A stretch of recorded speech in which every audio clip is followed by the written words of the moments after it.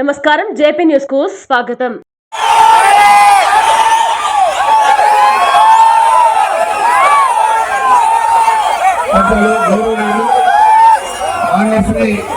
మాజీ ముఖ్యమంత్రులు చంద్రబాబు నాయుడు గారికి, అదేవిధంగా పెద్దలు గౌరవనీయులు వెంకటగిరి శాసనసభ్యులు రామారెడ్డి గారికి,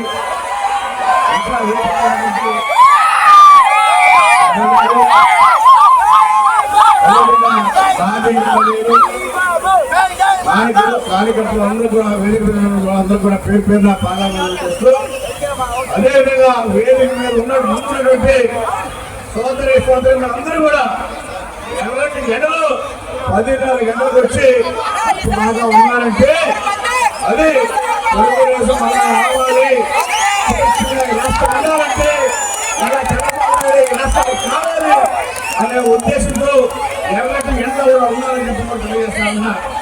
సార్, ఆ రోజు 2014 శాసనసభ్యులుగా మీరు ముఖ్యమంత్రిగా అడిగిన అన్ని కూడా ఇచ్చారు సార్.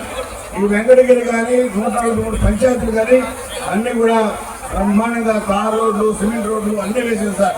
అదేవిధంగా మున్సిపాలిటీ ఆ రోజు వాళ్ళు మున్సిపాలిటీ వేసి అభివృద్ధి లేకపోతే ఆ మున్సిపాలిటీ కూడా ఈ ద్వారా బ్రహ్మాండంగా డబుల్ రోడ్లు, సెంట్రల్ లైటింగ్ అంతా పెట్టి కూడా వెంకటగిరికి రూపురేఖలు దిద్దినటువంటి మరి గొప్ప విషయం. అది మీరే సార్ ముఖ్యమంత్రి వాళ్ళు ఇచ్చారు కాబట్టి ఆ రోజు చేయగలిగారు సార్. అదేవిధంగా ఈరోజు ఇక్కడ యువకులు ఉద్యోగ అవకాశాలు లేక ఎంతోమంది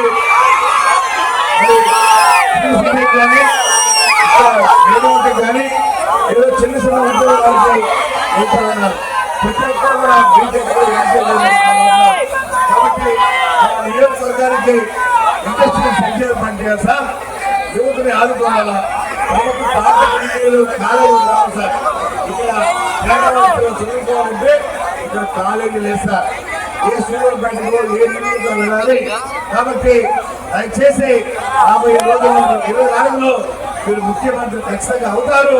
మాకు ఆ కాలేజీ ఇవ్వాల్సిందిగా ఏర్పాటుగా మిమ్మల్ని కోరుకుంటా సార్. అదేవిధంగా భూ హక్కు చట్టం సార్.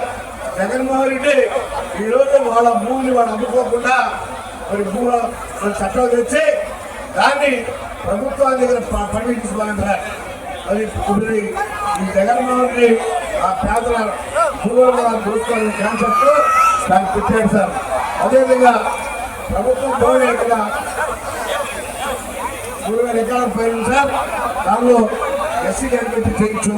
అదేవిధంగా ప్రభుత్వ భూముల్లో ఈరోజు సైనాపూర్ మండలంలో మైనింగ్ మాఫియా 30% కాదు సార్. ఉన్నటువంటి ఆ పెద్దాపురం మండలంలో భూములన్నీ కూడా 30% పైన ఈరోజు అభివృద్ధి జరుగుతుంది.